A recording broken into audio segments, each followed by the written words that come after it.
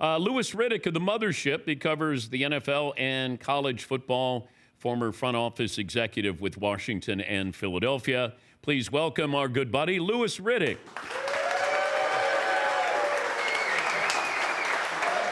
What's up, guys? How are you? Nice to see you. Dan Patrick, how are you, sir?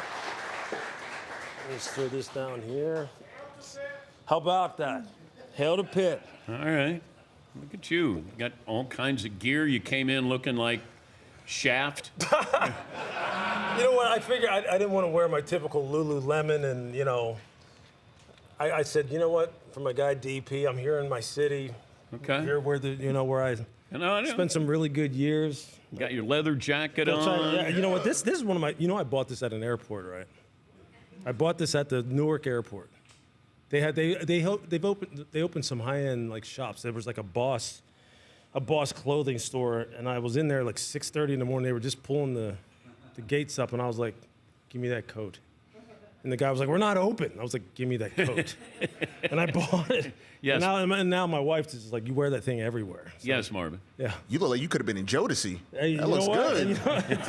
You never know, man, with this bald head and stuff. Yeah, I am dating myself a little bit. How you feeling? Good. Just tired. You know, it's there's so much emotion from last night. I mean, that crowd was ridiculous. 300,000 people. Yeah. I mean, are you kidding me? You work so long, Dan, to get ready for this. You know, you basically, it's something that I started doing back in September. And then the night comes and goes so fast, but you're so locked in for 3-4 hours that when you get back to your hotel, I mean, you're just exhausted.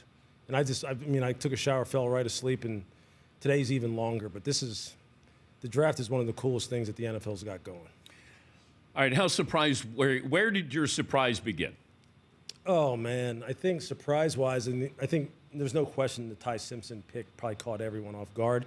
It did not, to be honest with you, catch me off guard.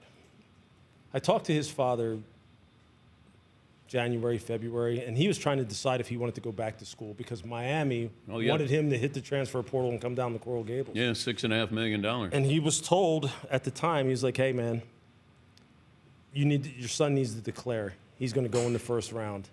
And he stuck to it. And the team that, quite honestly, really liked him the most picked him. Yeah, but I can like the player. I don't like the pick. I don't like taking him that high. Yeah. I want to know, there had to be some intel. And this is a Les Snead draft pick. This is the GM. Because if I looked at the body language of Sean McVay. Yeah, a lot of people have been looking at that. That didn't sound. Yeah, it look good. It looked like Sean was sitting there going, you know, I could have used a bunch of other positions other than quarterback, but that's what Les's job is. Les's job is to take care of the football team both short and long term. I thought Vrabel looked more comfortable in front of the microphone than Sean McVay did last night. I'm not touching that. There's a lot going on there. Somebody had to want Tai Simpson to go up that high. It was Les. No. What other team? Oh, you know what? I don't necessarily believe that. I think, you don't think if he was there with Pittsburgh? No, I think sometimes, from what I was told, Pittsburgh was not going to take him, regardless if he was there or not. They needed help on the offensive. Right. They weren't going to take him. They weren't going to. They kind of, I think, they felt a little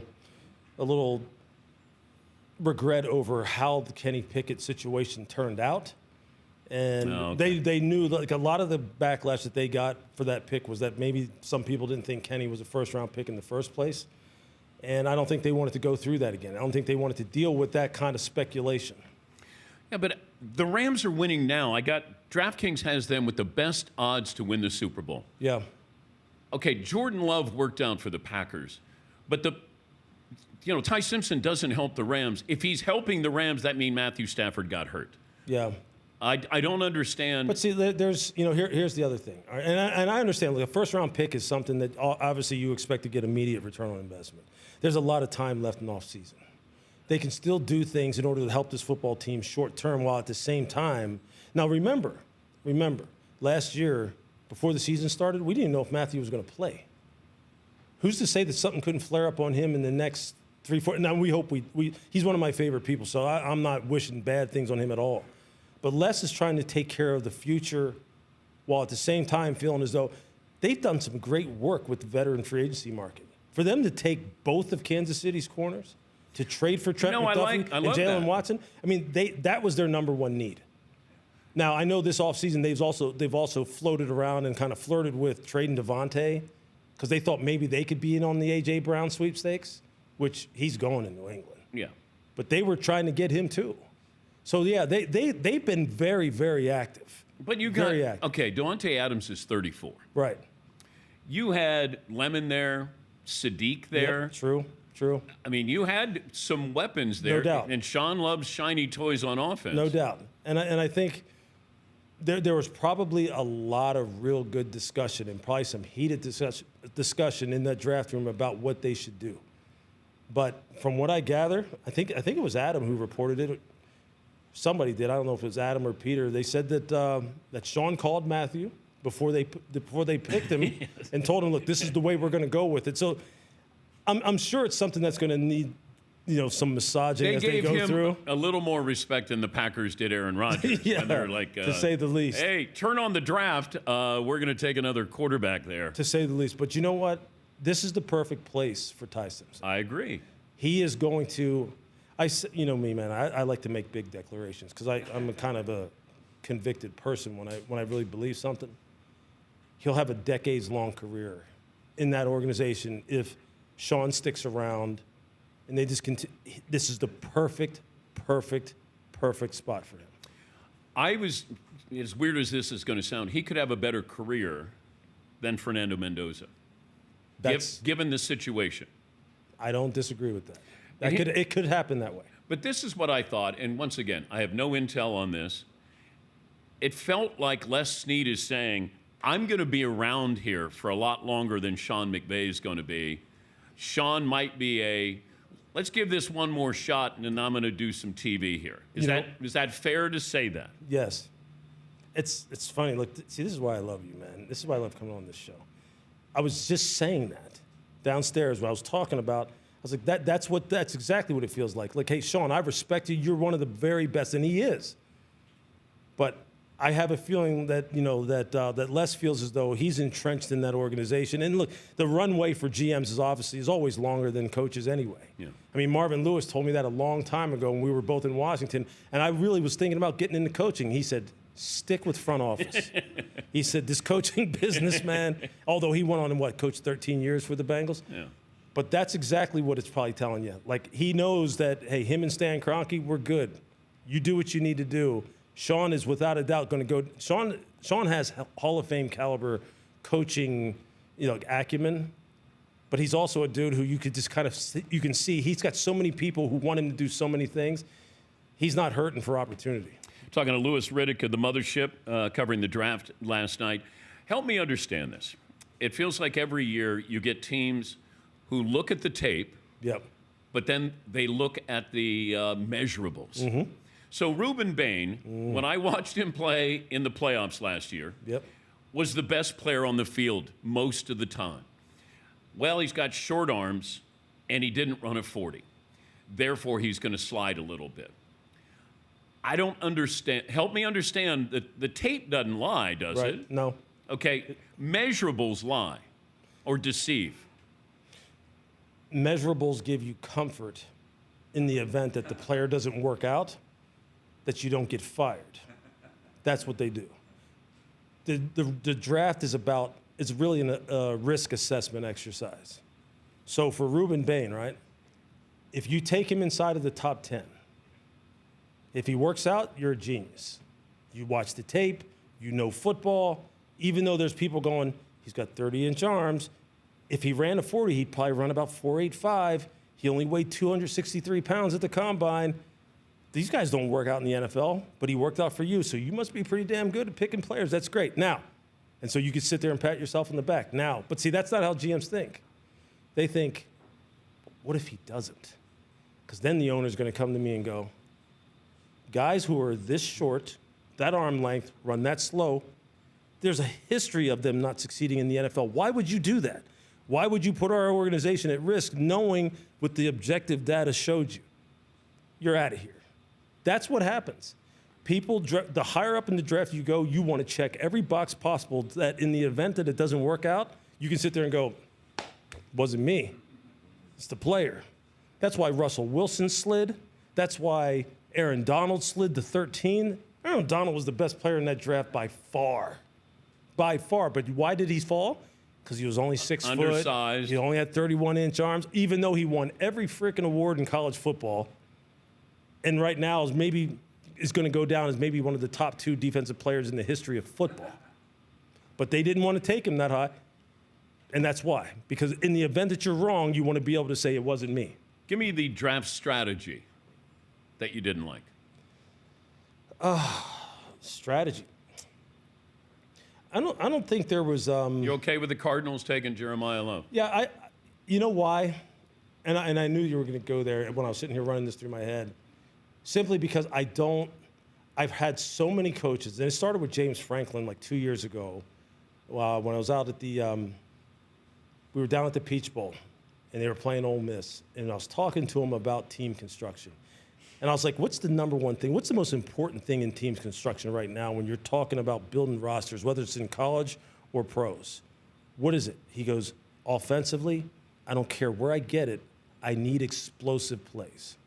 He goes, it's too hard to drive the football 8, 9, 10 plays a drive and to get points. Whether it's college football, high school, pros, I need guys who can win games. If we stink up the joint for 59 minutes of a game, a guy who can win it on one play. And I was like, do you care where it comes from? He goes, I don't care. Just give me a weapon. That's what Jeremiah Love is. No, I love him, but I don't like the quarterbacking situation. I don't know about the offensive line. True. It's kind of like Ashton Genty with the Raiders. Wasn't a good offensive line. Didn't have a quarterback, and I don't know if he's There's a couple. Yeah, and you know what? And I like that.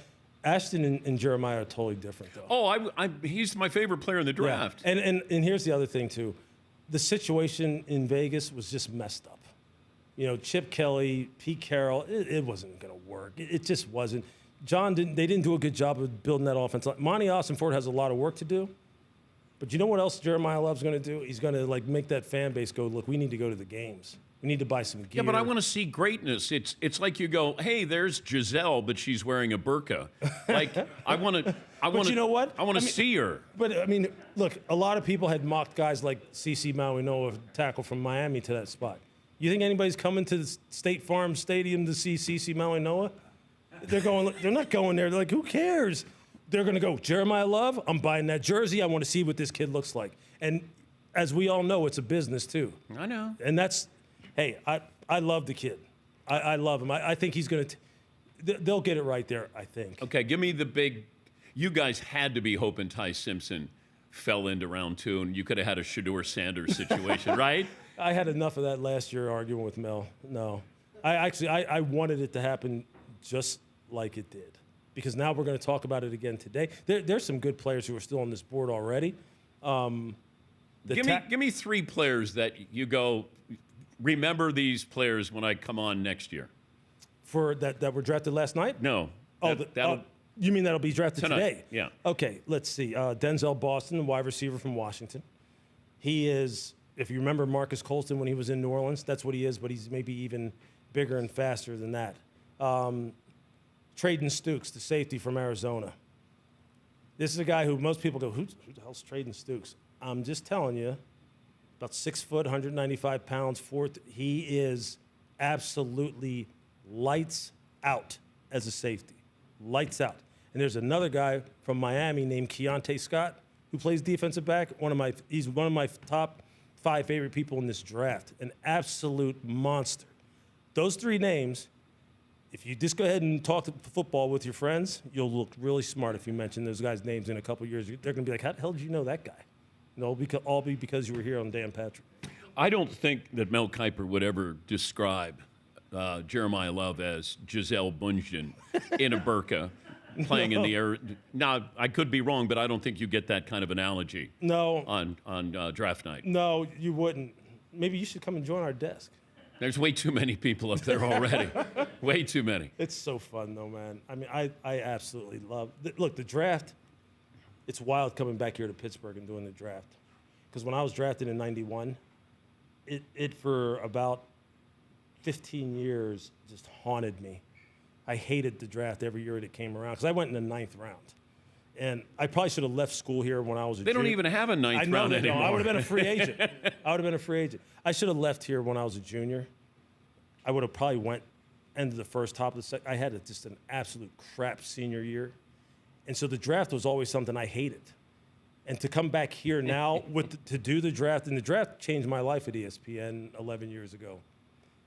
It's kind of a full circle moment. It's really cool. It's super cool.